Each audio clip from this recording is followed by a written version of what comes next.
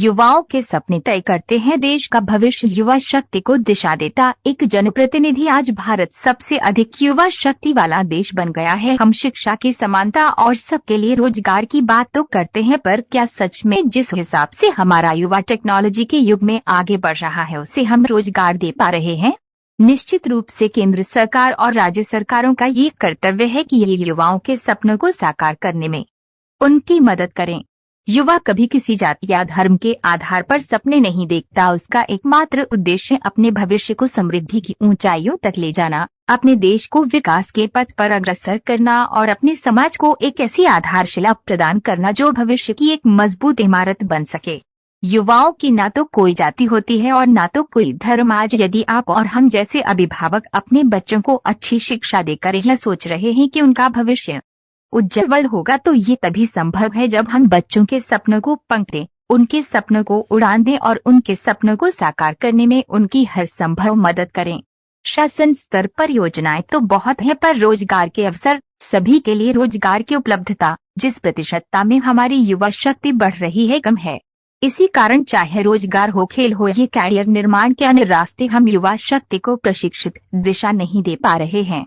आज खेल के मैदान तो है, पर उनका रखरखाव और खेल सामग्री तथा युवाओं को कुशल प्रशिक्षण के अभाव में हम अपनी युवा शक्ति को खेल में दिशा नहीं दे पा रहे।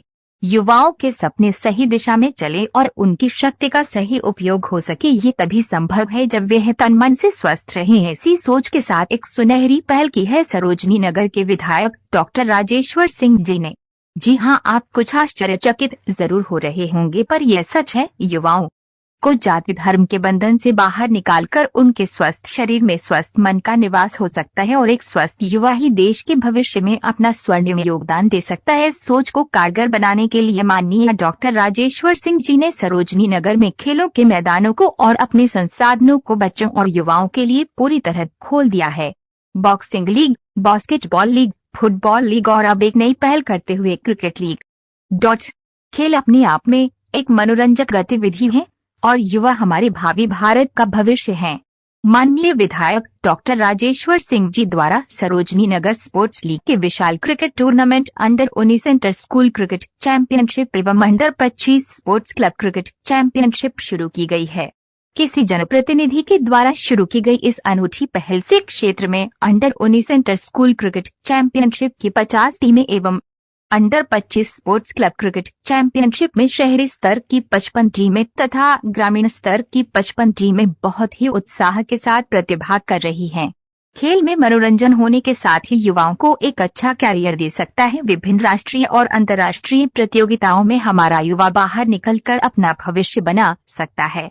इस सराहनीय पहल से क्षेत्र की लगभग 160 टीमों की भागीदारी से टूर्नामेंट सरोजनी नगर एवं लखनऊ का ही नहीं बल्कि पूरे उत्तर प्रदेश का सबसे बड़ा क्रिकेट आयोजन सिद्ध होगा। इस रोमांचक आयोजन के समापन में विजेता टीमों को 50,000 का इनाम, ट्रॉफी व सर्टिफिकेट भी दिए जाएंगे व पहले रनर अप टीम को 25,000 की धनराशि सर्टिफिकेट दी जाएगी। मनोरंजन के साथ साथ आर्थिक लाभ तो मिलेगा ही, उनके अंदर प्रतिस्पर्धा और खेल की भावना विकसित होगी। इस टूर्नामेंट में समय समय पर देश के क्रिकेट व अन्य खेलों से जुड़े हुए बड़े खिलाड़ियों को बुलाया जाएगा ताकि युवा इसे अपने पूरे जोश के साथ खेलें और उनसे क्रिकेट के गुण सीखें। साथ ही क्रिकेट किट से लेकर टी शर्ट व अन्य जरूरी उपकरण विधायक जी द्वारा उपलब्ध कराने की बात कही गई।